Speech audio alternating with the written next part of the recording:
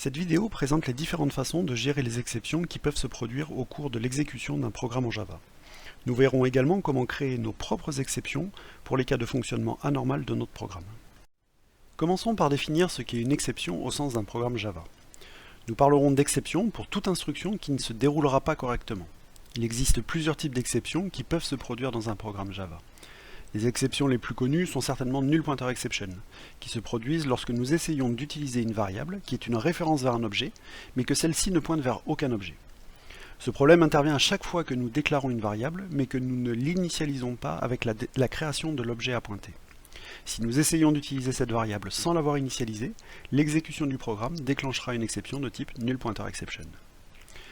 Une exception sera également déclenchée si nous essayons d'accéder à un élément d'un tableau avec un indice en dehors des bornes du tableau. De même, nous aurons une exception lors d'une tentative de division par 0 ou en essayant d'accéder à un fichier qui n'existe pas.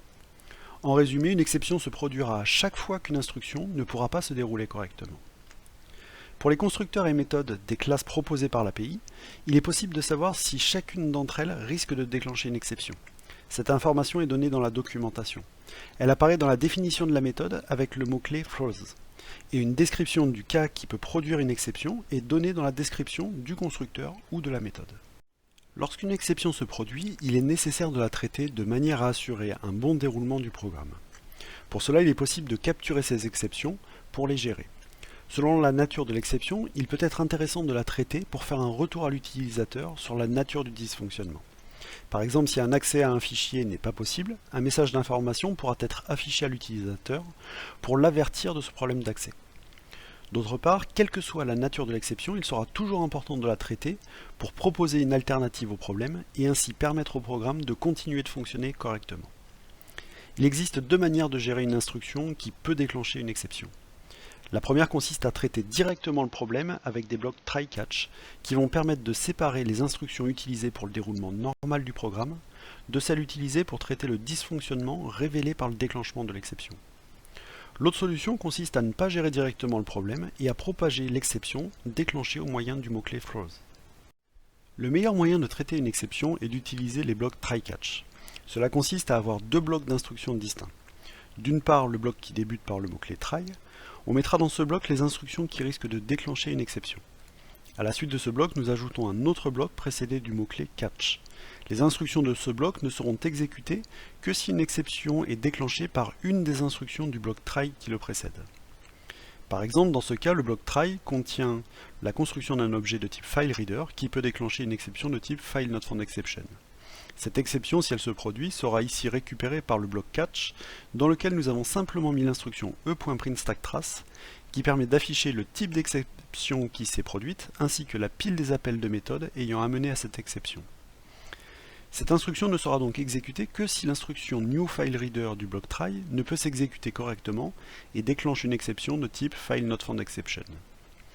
Sachez qu'il est possible de traiter plusieurs exceptions de types différents au sein d'un même bloc try. Soit à partir d'un seul bloc catch.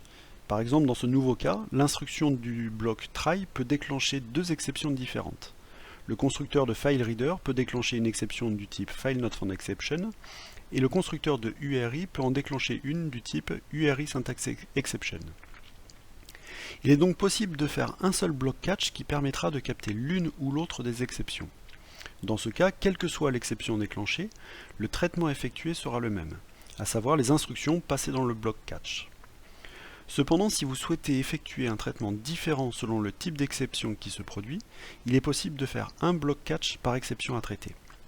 En reprenant l'exemple précédent, nous pouvons donc faire deux blocs catch en dessous du bloc try pour différencier le traitement des deux exceptions.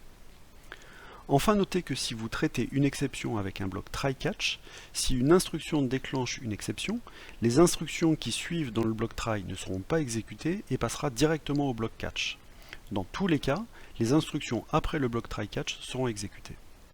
Comme nous l'avons vu dans l'exemple précédent, une instruction couramment utilisée dans le bloc catch est la méthode e.printStackTrace, qui permet d'afficher les informations sur l'exception qui vient d'être déclenchée.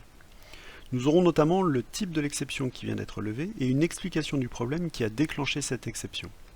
D'autre part, pour connaître l'instruction de votre programme qui a déclenché cette exception, il vous suffit de regarder la pile des appels de méthode ayant entraîné l'exception.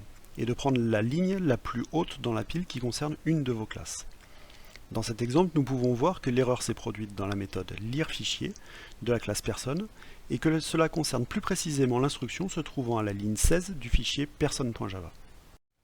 L'autre manière de traiter une exception consiste à la propager au moyen du mot-clé throws. Avec throws, le but n'est pas de traiter l'exception dans la méthode où est située l'instruction qui peut engendrer l'exception. Si nous reprenons l'exemple précédent, le mot-clé throws suivi du nom de l'exception à propager sera ajouté à la fin de la définition de la méthode, avant l'accolade ouvrante de la méthode. Ainsi, on ne traite pas dans la méthode lire fichier le cas de l'exception fileNotFoundException. On dit que l'on propage l'exception, et celle-ci sera donc traitée à l'appel de cette méthode. Dans notre exemple, la gestion d'une éventuelle exception de type fileNotFoundException est reportée à l'appel de la méthode lire fichier. À ce moment-là, on pourra de nouveau choisir de traiter l'exception avec le bloc try-catch ou alors de la propager à l'appel suivant. Enfin, sachez qu'il est aussi possible pour une même méthode de propager plusieurs types d'exceptions. Dans ce cas, chaque type d'exception est séparé par une virgule. Attention, dans le cas où vous utiliseriez la propagation de l'exception avec le mot-clé throws, si une exception est levée, l'exception est propagée en dehors de la méthode via l'appel de cette méthode. D'autre part, le bloc d'instruction est interrompu. C'est-à-dire que dans la méthode qui contient l'instruction qui a déclenché l'exception, les instructions qui suivent cette instruction ne seront pas exécutées. Dans l'exemple suivant, si le constructeur de FileReader déclenche une exception de type fileNotFoundException, celle-ci sera propagée. Toutes les instructions qui suivent ce constructeur ne seront alors pas exécutées.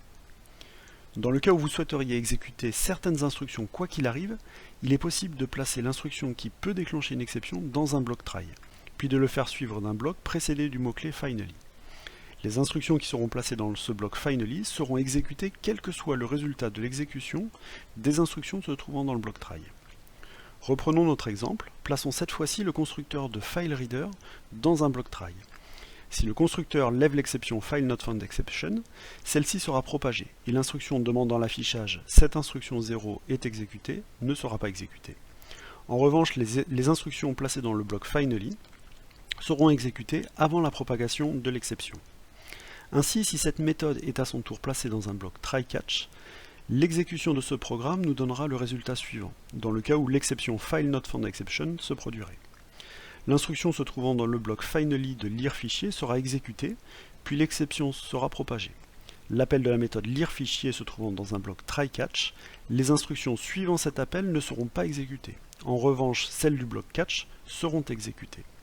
Nous aurons donc l'affichage de l'exception, résultat de l'instruction e.printStackTrace, puis l'affichage de cette instruction 3 est exécutée, qui est également une instruction d'affichage se trouvant dans le bloc catch. Enfin, sachez qu'il est possible de créer ses propres exceptions. En effet, comme tout le reste en Java, toutes les exceptions sont définies au moyen de classes.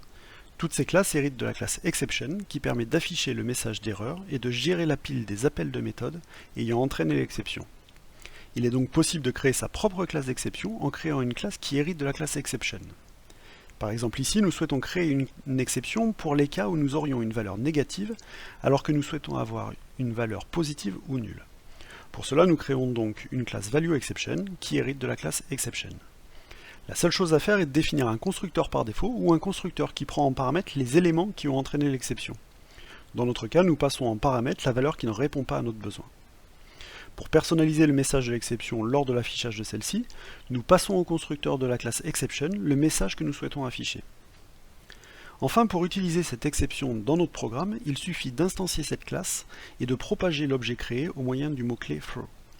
Par exemple, imaginons que nous souhaitons mettre à jour la valeur d'un attribut longueur et que cette valeur ne doit pas être négative. Avant d'affecter la nouvelle valeur, nous allons donc tester si celle-ci est négative. Et si tel est le cas, nous créons une exception de type valueException qui sera propagée au moyen du mot-clé throw. A noter qu'il vous faut également déclarer cette possible propagation d'exception dans la définition de votre méthode, en ajoutant throw valueException. En cas de tentative d'affectation à longueur d'une valeur négative, nous obtiendrons donc l'affichage classique d'une exception lors de l'appel de la méthode e.printStackTrace. L'exception affichée sera bien du type valueException, avec le message personnalisé que nous avions défini. Dans notre cas, nous avons essayé d'affecter la valeur -10. Cette vidéo sur la gestion des exceptions en Java est terminée. N'hésitez pas à poursuivre sur le langage Java avec nos autres vidéos dédiées au langage Java. N'hésitez pas aussi à nous envoyer vos questions ou commentaires sur la vidéo à l'adresse petitboutdecode@gmail.com.